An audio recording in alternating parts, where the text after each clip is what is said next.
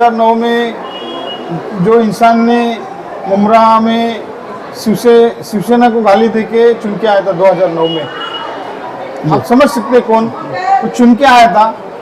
और वो 2019 में मंत्री पद के लिए शिवसेना की गोद में जाके बैठ गया। तो फिर मुमरा वालों से गद्दारी किसने किया? मैंने किया कि उसने किया? नजीब मुल्ला भाई, उसने इसके लिए पूरा मेहनत किया था 2009 में। अगर वो नहीं रहता ना तो ये जितेंद्र रावत का भी एमएलए बनता ही नहीं था। तो वो आदमी के साथ में वफादारी नहीं किया तो ये मुमरा वाले से क्या वफादारी करेगा कि जिसने आज आप देखेंगे हमने 4 टिकट नहीं मांगा था, 5 टिकट नहीं मांगा था। हालांकि हम लोग आप दावा करेंगे उन्होंने खुद से कहा है, हम लोग ने राष्ट्रवादी में आके ठीक है हमने गलती किया, लेकिन अलग भावना से किया था कि बाबा विकास करता है तो अपन जाएंगे, लेकिन इसके जैसा झूठा आदमी कोई नहीं है। तो हम लोग 2017 में इसके साथ में जुड़े ना, तो इसके जो चुन के आए ना लोग, इसका जो 18 का आंकड़ा बना ना, तो ये हमारे वजह से आंकड़ा बना है। अभी ठीक है ना, घोड़ा मैदान सामने रहेगा तब देख लेंगे ना कि हम लोग की राजनीति 2017 में खत्म होती थी क्या वो 2024 में खत्म होती है।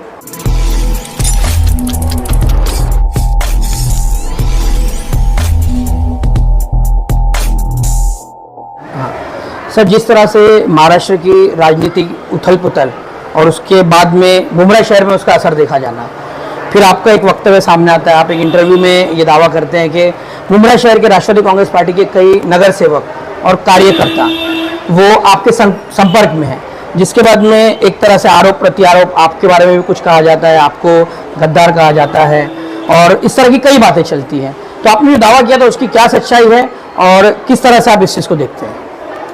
क्या है कि हमारा जो हर बार हमारे ऊपर जातिवाद का आरोप किया जाता है। हम कट्टर कांग्रेसी थे, लेकिन कांग्रेस ने जो हमारे साथ में किया उसके बाद में हम दिघे साहब के पास चले गए। हालांकि दिघे साहब को हमने कहा हम शिवसेना में शामिल होते, तो दिघे साहब ने हमको ये कहा था कि आप शिवसेना में कभी शामिल मत होना, क्योंकि मुमरा के मुस्लिम लोग तुम्हारे ऊपर प्रेम करते, तुमको हमेशा चुन के देते, इसके लिए तुम शिवसेना में कभी मत आना। क्योंकि मुसलमानों को ऐसा लगता है कि शिवसेना जातिवादी पार्टी है और वो जायज़ भी है समझो। तो मैं समझता हूँ कि उसके लिए उन्होंने कहा कि कभी शिवसेना में मत आ, तेरे को जो मुमरा में विकास करने का या जो भी कुछ करने का है वो मुमरा में हम करेंगे महानगर पालिका के माध्यम से। उसके बाद में ये बात मैंने जब आज महाराष्ट्र के मुख्यमंत्री एकनाथ शिंदे साहब उनको भी मैंने बात कही, तो उन्होंने कहा कि नहीं तू शिवसेना में मत आना। लेकिन क्या है कि 2009 में जो इंसान ने मुमरा में शिवसेना को गाली देके चुन के आया था 2009 में, आप समझ सकते कौन वो चुन के आया था। और वो 2019 में मंत्री पद के लिए शिवसेना की गोद में जाके बैठ गया। तो फिर मुमरा वालों से गद्दारी किसने किया? मैंने किया कि उसने किया? तो गद्दार कौन? बोलता है कि गद्दार, तो गद्दार कौन? आज आपको बता दूं क्या, ये जो टोरेंट लाया मुमरा वालों के सर के ऊपर बिठा दिया टोरेंट, तो गद्दार कौन? मुमरा वाले को लाइट देने वाला था ना 90 दिन में, 2009 के बाद चुन के आएगा तो 90 दिन में लाइट देगा, तो गद्दार कौन? फिर मुमरा वाले के सर के ऊपर टोरेंट ला के किसने रख दिया? तो मुमरा वाले से गद्दारी किसने किया? फिर आपको एक बात बता दूं कि ये जो आपने कहा कि ये उथल पुथल हुई है और मुमरा में उथल पुथल पूरी महाराष्ट्र में हुई है, तो मुमरा कोई अलग नहीं महाराष्ट्र से। आपको जबरदस्ती घसीटा जा रहा है इसमें, आपका कहना है? मुमरा में भी उथल पुथल हुई है।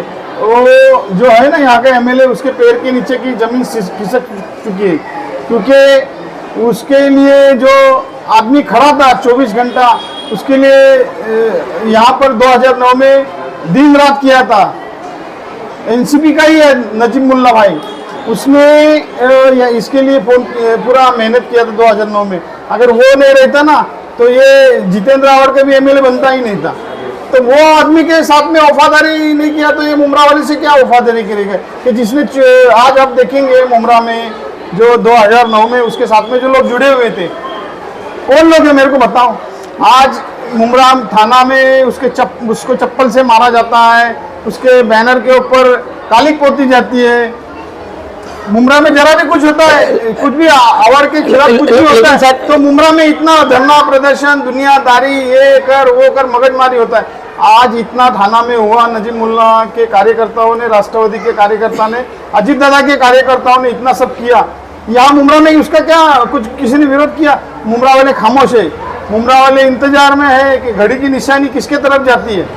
घड़ी की निशानी जिसके तरफ जाएगी उसके तरफ मुमरा वाले जाएंगे। और आपने पूछा था कि मुमरा में आपके संपर्क में है क्या? है ना, संपर्क में है, बहुत सारे लोग संपर्क में। वो वक्त आने पर हमारा जब आगाड़ी का रजिस्ट्रेशन हो रहा है और आगाड़ी का रजिस्ट्रेशन होने के बाद आपको मालूम पड़ेगा कि हमारे संपर्क में कौन है। लेकिन सर वो तो जैसे आपने जातिवादी की बात कही, तो उनका तो कहना था कि 400 लोगों के धर्मांतरण का मामला जब सामने आया तो ये भी देखा गया कि मुमरा शहर में किसी ने उस पर बात नहीं की, उसका विरोध नहीं किया। हमने किया ना, उन्होंने किया। हमने बात की थी ना विरोध में, क्या हमने बात किया था कि ऐसा कोई किसी का धर्मांतर नहीं हुआ।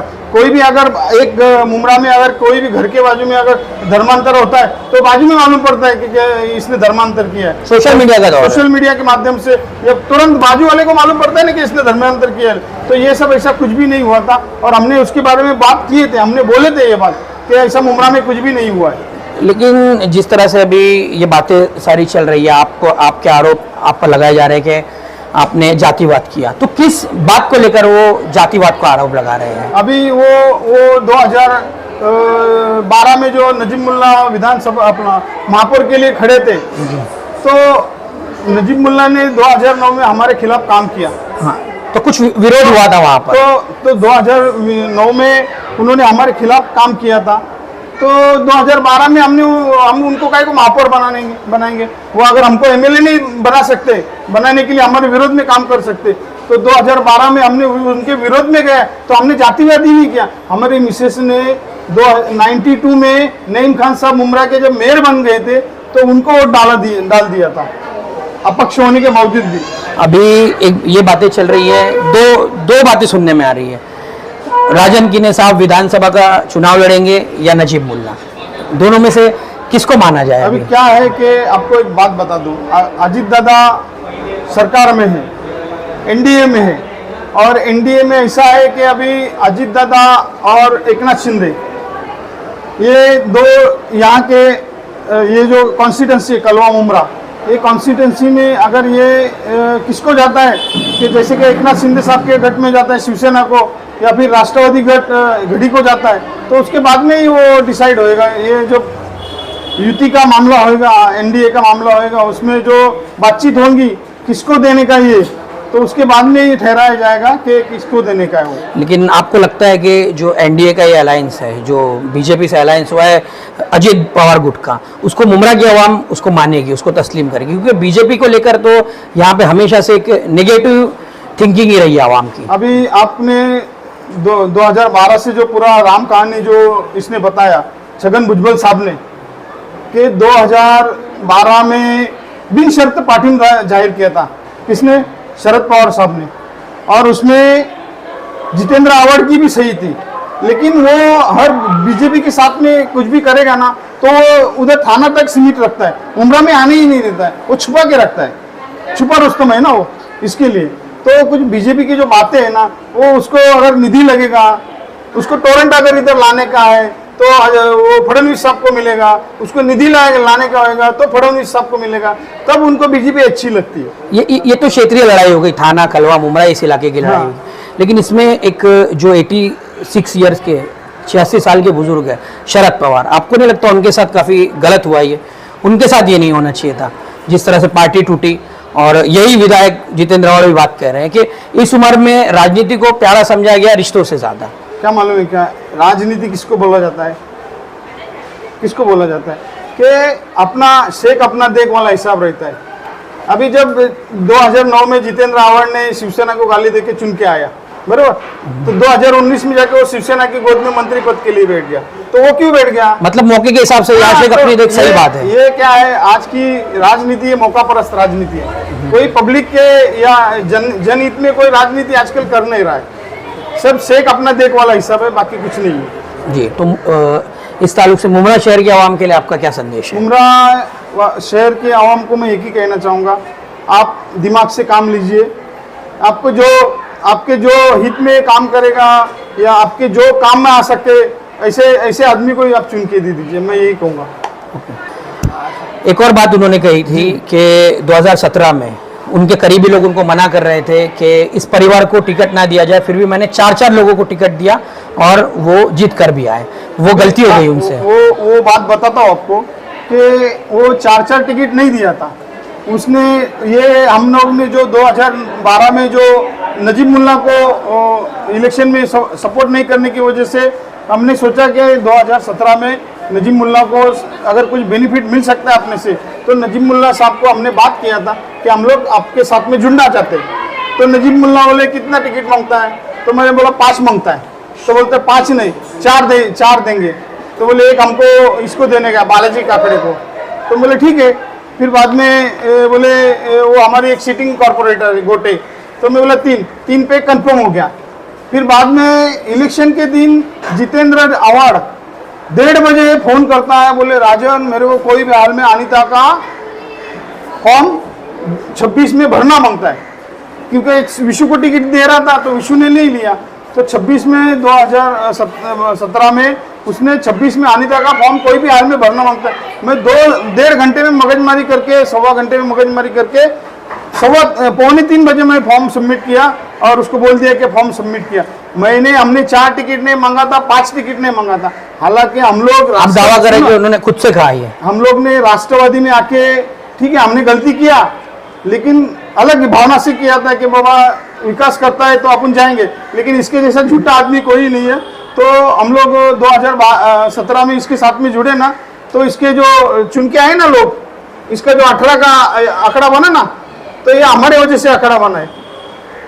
अभी ठीक है ना, घोड़ा मैदान सामने रहेगा तब देख लेंगे ना कि हम लोग की राजनीति 2017 में खत्म होती थी कि अब 2024 में खत्म होती है। देखेंगे यहाँ पे घोड़ा मैदान सामने रहेगा ना, क्या को दूर जाने का, बराबर के नहीं। अगर वो बोलता है कि 2017 में, फिर तेरे को 2012 का भी मौका मिला, 2009 के बाद 12 तो आया था ना, फिर तूने हमारी राजनीति क्यों नहीं खत्म कर दी? फिर 2015 में हमारा ये हो गया इलेक्शन, फिर वो टाइम तूने ये किया ना, अनअपोज दिया ना, क्यों दिया? फिर तभी भी राजनीति तू तो राजनीति खत्म करने के चक्कर में ही था, और 2017 में ये मेरे को हराने के चक्कर में था। मैं इसके साथ में रहने के भी बावजूद कैसे कि राष्ट्रवादी का एक भी कार्यकर्ता हमारा काम नहीं कर रहा था। ये हम जो चुन के आए ना 2017 में, ये हमारे बलबूते पे चुन के आए, और अनीता जो चुन के आई ना 2026 में, वो उसके बलबूते पे चुन के आए। क्यों नहीं राष्ट्रवादी के 3 कैंडिडेट चुन के आए वहां पर? अगर वो बोलता है कि इनकी राजनीति खत्म होती थी, बराबर, तो राष्ट्रवादी के इसके चेहरे पे बैनर पे सब लोग चुन के आते ना, तो उधर क्यों नहीं वो बाकी के 3 लोग चुन के आए? बताओ ना, बराबर के नहीं? बराबर। तो ये सब झूठ बोलने का है ना, उसका एक फेकम फाक करने का, इस साला ये जिंदगी में भर फेकम फाक ही करते रहेगा। लेकिन ये मुमरा की जनता भोली भाली जनता है, लास्ट मोमेंट पे कुछ भी करता है और गेम बजा रहा होता है।